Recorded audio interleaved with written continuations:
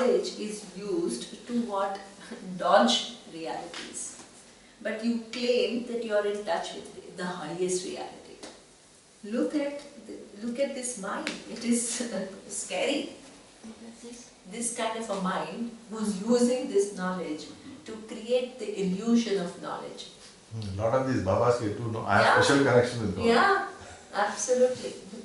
They do that. They say, I have a special connection with God, you come to me, I will help you. So, like as if they are one new being.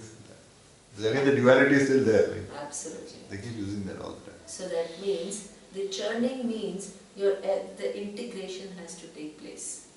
Integration of your cognitive and your emotional being, your attitudes, your vision, your orientations, everything has to change. And that is what we call tapas. And that is not going to come automatically. It requires effort. Sure. So that is tapas. So Atma Vidya comes from Ishvara. So that means that ultimately every knowledge, who is the author? Tell me. We spend so many years, ask any medical doctor. If it's an ophthalmologist, they will do lot of research for so many years to find out what some little, nowadays they have a new, this vision correction. They used to initially do it with laser. They used to do with laser. Surgery. Now they have a new technology which is putting one little lens, and it takes, recently one of the friends, she got it done, it takes 3 minutes for them to place that lens, that minute little lens. In 3 minutes your eye vision is corrected. You have no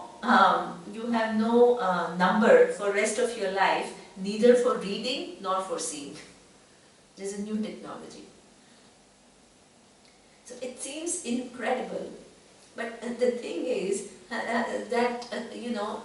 so that means in order to do this, what do we need to do first? We need to study eyes properly. Without studying the eyes, will you be able to come up with this technology? If I just make one lens, I'll take one glass and I'll create a small lens and then I'll insert it. I'll destroy the eyes. So that means even to do any given so-called discovery, you have to do what? Have an extensive research on the original design. Extensive. Because little bit more you make the size of the lens and it will what? Destroy your eyes. If it is too less, your vision will be all distorted. So that means we are constantly what? There is no knowledge. The eye has already come with a design. Even if you want to make some intervention, you can't make that intervention without what? Studying the design. It has to be within the possibility of that design. So that means this Ishvara is that design, that is the original knowledge. Any other addition that we make in terms of knowledge is all within what? The possibilities that are given to us. Nobody is a complete author of any knowledge. So that means only, that is, every knowledge is ultimately attributed to Ishvara. So because when Newton discovered the laws of gravity, did he create laws of gravity? No. Laws of gravity were already there. They were already holding the earth at its own place, holding all the galaxies on the stars and the planets in their own place, also making the apples fall, doing everything. He only discovered an existing fact. So what did he do? He only removed what? Ignorance. One ignorance. He only removed ignorance. We only shed and we shed. It was already a fact. So that means there is no knowledge to which we can claim complete authorship. Not only you can't have, now look at this. This me, which was seeming like, why should I accept Ishvara? That me itself is disappearing. Neither the body belongs to you, nor the mind belongs to you. None of the discoveries that you make with this mind are already of things which are already there. Already there. Already the laws of gravity are there. Before Einstein discovered that time and space is relative, it's not like the time and space he made into relative. It was already relative. He only removed ignorance. That is why they call discover. The cover is a cover of ignorance. Yeah, absolutely.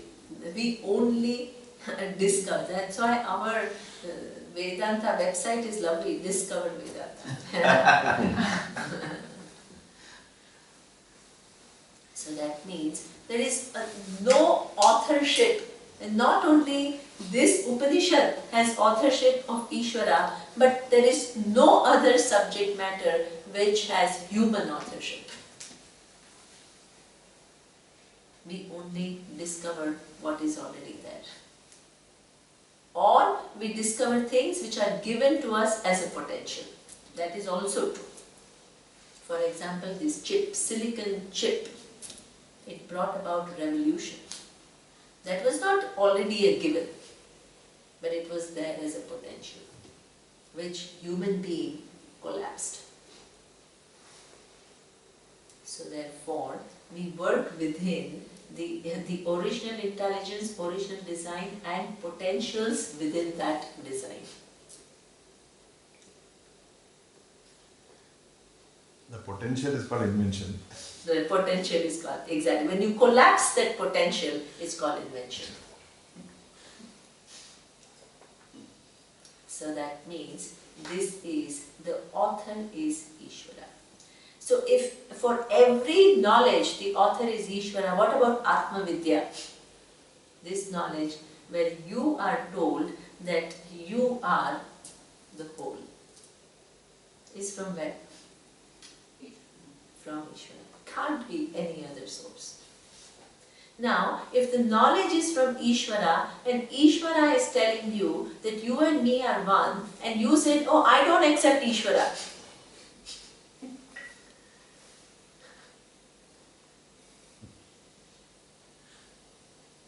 You just teach me the truth. I don't want Ishvara.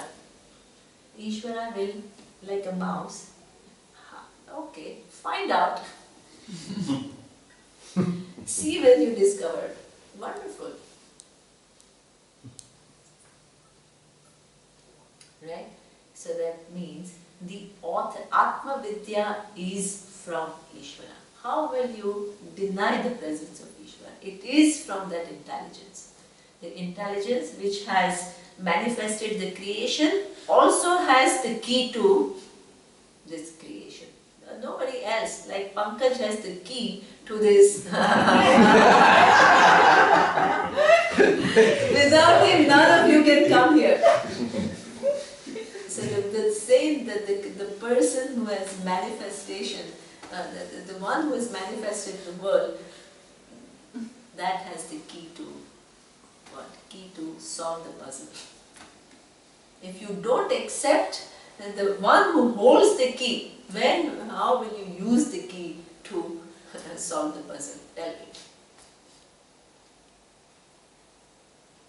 So that means Ishvara, Atma Vidya is from Ishvara. Tapas is also from Ishvara. The churning is all taking place. It all seems like initially water, milk, but all the things have to be clear. You need tapas. Tapas is so many levels one needs to gain clarity. So tapas is just a word, or tapas also is some scripture which No, tapas are all the practices which, see, Atma Vidya is this, the scriptures give you Atma Vidya. Atma Vidya means the knowledge of I. Yes. But if I give you knowledge of I, you only can receive what you are ready for. So the tapas is what? You working on yourself, so you increase your receptivity And take the shifts. and make the shifts. That is tapas. That tapas requires effort. Atma Vidya is already an established fact. Already there. Atma is already limitless. You don't need to do anything to make Atma limitless.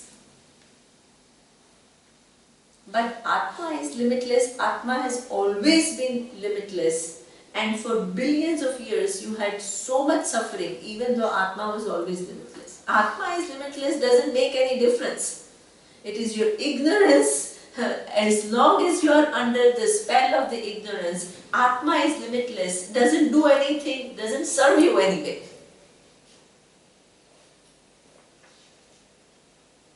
So that means it will only bear its fruit if you remove your ignorance. And that ignorance, in order to remove, you need to prepare yourself. Otherwise, it will not get removed. Then to act as though it is a reality, when you actually haven't understood, that is a problem. Oh, Atma is already limitless, so why should I do anything? But you don't understand that Atma is limitless right now. To pretend that you understand is a problem. Something that you haven't understood and you take it as I understand is a problem. And then use it to justify not doing something which needs to be done.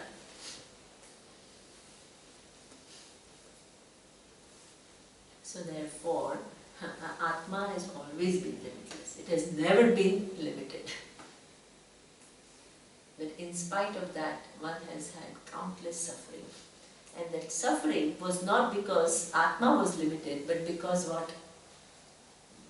We are operating within ignorance.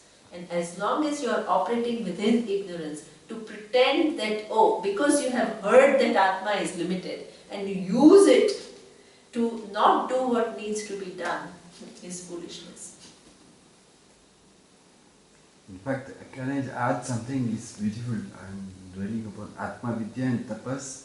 The source are Ishvara itself. Yes.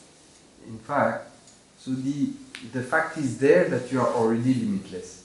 Okay? As you said, the key is with the Ishvara and he is revealing us. But then the beauty is that Tapas also is said to be, the source is to be Ishvara. So Yes. how? It means the capacity for you to inquire into things and prepare yourself, that also is given by Ishvara. It's part of the whole setup. So within this game of solving the mystery of the whole thing, everything is given. The capacity you have to engage in this pursuit, to prepare yourself, to look into things, inquire and so on, that also is given by Ishvara himself. Like he's saying, yeah, I'm giving you that. Everything is given to us. As a potential. As a potential. This is a point about grace, no? Yeah, also grace, but the possibility of looking into things, because we feel inadequate, we feel lacking and so on. That is the starting. You can decide to start a journey into this knowledge. That possibility itself is given. Yeah, this is what I mean. This is grace, that I feel there is something wrong. I have to shift, or I have to come here, for example. But it would also be taken like saying you are given a whole set of tools, Yes, including flowers, including this, including guns, including everything. Exactly. Which one you pick up and use, Exactly. and decide what happens to you. So this is why then it's a matter of what do you choose to do with it. What do you choose? Everything is given. The key is given, the teaching is given, the reality is already there. And tapas, the possibility to engage your mind in that, also is given. So can you choose to do it or not? It belongs to you. So here the emphasis is more on you to decide than this grace element. This is the point about free will, or what you mean? Yeah, it is free will. Yeah. The free.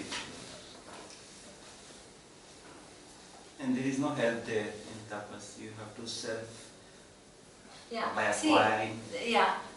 there are two things in this pursuit. One, as Surya is saying, one is praptasya prapti and the other one is apraptasya prapti. Praptasya prapti means it's gaining something which is already there. You are not creating anything new. So what is that praptasya prapti? Like self-realization. Yeah, so which aspect of this pursuit is praptasya prapti? Atma Vidya. Exactly. So that means you are already free. So Atma is already limitless. Whether you know it or you don't know it, it doesn't have any bearing. So that means whether you know gravity or not, it has no bearing on the working of the gravity. It is not waiting for your recognition in order for it to work. It is already there. Yeah. So that is what we call praptasya prapti. Then there is something which is called apraptasya prapti. Gaining something which is not already there. What is that? So now imagine you want to become a millionaire. So right now you have lakhs of rupees and now you want to become a millionaire. So that means, is it a gain of something which is already there or gain of something which is not yet there? Which is not yet there. Which is not, it is called apraptasya. It's not yet there, but you have the potential of gaining it. So that means that preparedness that you have, Atma is free. But you need to understand, the time and space is already relative. But it's only Einstein, because of his years of sharpness and engagement with physics, can get it. Tapas. That is tapas. So that means he has worked towards it. It's not like somehow it dawned on him. So that is, every human being is somehow born with some potential of discovering facts. But one has to engage and prepare oneself so that that knowledge can take place. This is apraptasya prapti. Nobody comes with a 100% prepared mind. Nobody. There is no human being who has completely, because we all have lived as an individual. The minute you have lived as an individual, sadness, anger, helplessness, frustration, we are all a bundle of that. All of us. There is no exception. When the mind is gripped with all of that, it is not able to understand its limitlessness. It's not possible. And you can't say, oh, I have lots and I'm paralyzed by fear, and then, oh, but I understand I'm limitless. It's not possible.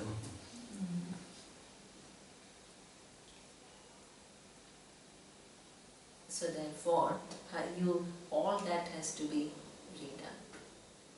So that is what we call apraptasya prapti. That is tapas. Not yet accomplished. What is not yet accomplished is the right attitudes, right values, right understanding of relative things. All this is not yet accomplished. And the rule of the game is, you need to first get it all right in order to get to the top. You can't skip. It is like, now imagine, you want to build a very fancy building. You want to defy Trump. And you said, I'm going to build a much more fancy than Trump Tower. And the top is going to be really beautiful. And your whole effort is in building the top, and you have no foundation. What will your building, where will your building go? Dump. Trump to dump. Trump to dump. So that means, in order to reach the top, you cannot ignore the foundation. This is the rule of the game. Rule of the game, and you can't dodge Ishvara. To suit yourself, your fancy, to make it easy for you. And no, it's not a matter of being easy or hard or whatever. In fact, it's So a great that help, means, right? so that means you need a lot of that. That building the foundation step by step by step by by step will enable you to go to the top. Until that is all done, top remains only a fantasy.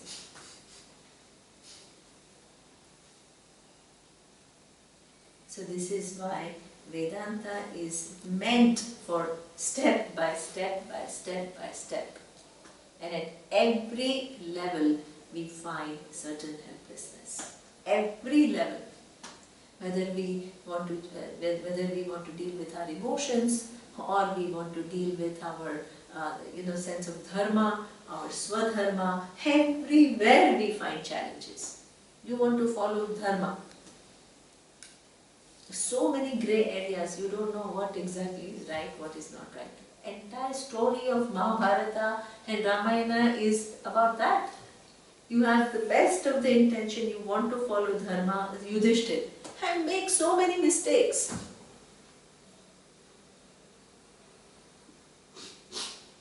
We don't even get that right. Then you want to have emotions, then what? The easiest mechanism, suppress it and pretend everything is wonderful.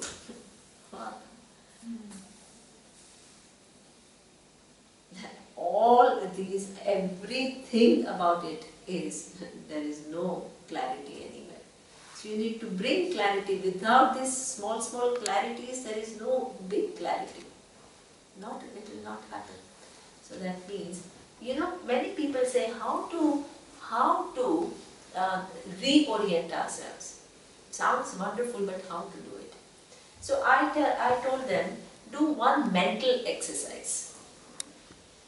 You don't need to make it so complicated, and you can't anticipate what all you need for rest of your life in order to be prepared. I said, chalk out tomorrow. What am I going to do? One day at a time, our teacher used to say. You have to live tomorrow. You have to ask yourself, in that tomorrow, everything is included. You have to deal with your parents, you need to deal with your kids, you need to deal with your spouse, you need to deal with your colleagues, you need to deal with everyone. And ask yourself, what can I do differently?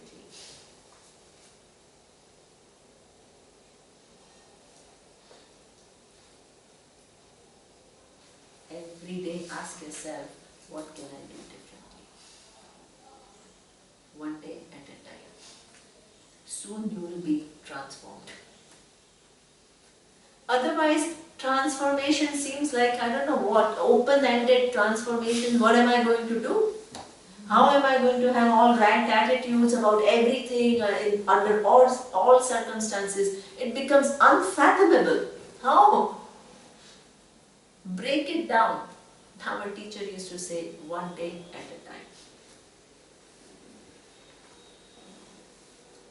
Every day will bring you some challenge. One challenge is, should I go and dip in Ganga or not? He said, here one challenge.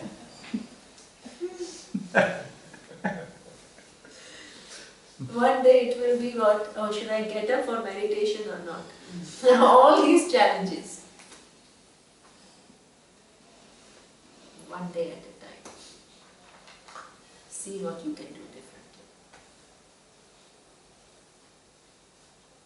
And your memories will also bring you what? Situations that you feel guilty about, that you feel hurt. In fact, when you come to study Vedanta, everything will surface much more than before.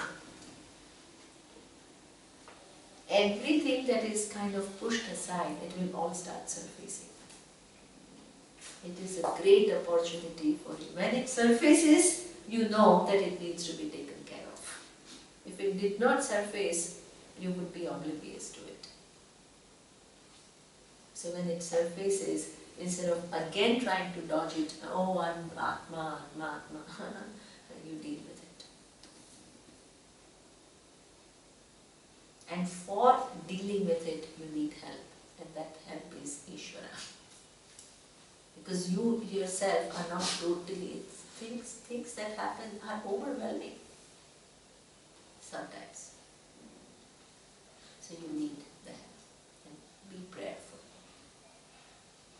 So that you are ready for what? A gain of something which is already gained.